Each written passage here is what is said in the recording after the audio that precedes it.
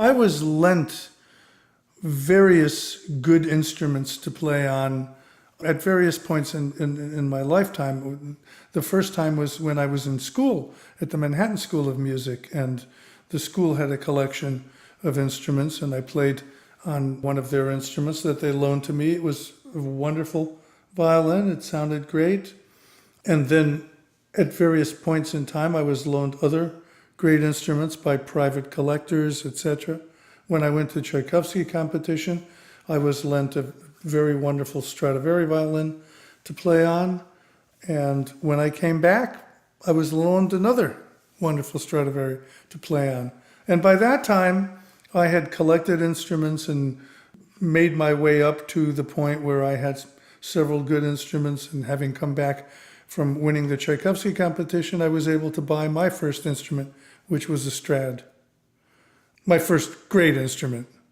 I owned a Guadagnini before that, and several other violins, a wonderful Fagnola violin, etc., and a Testori, which was also a wonderful instrument.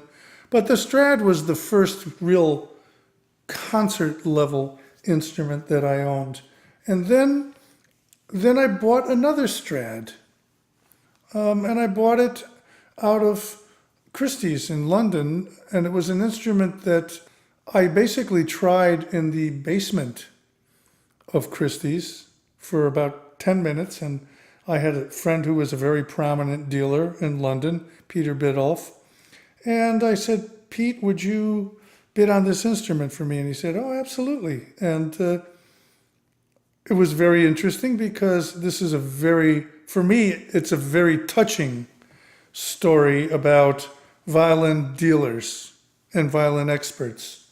Apparently, the violin, which was a very famous violin, it was a Stradivari, and it was called the Molitor Stradivari, and it purportedly, it belonged to Napoleon.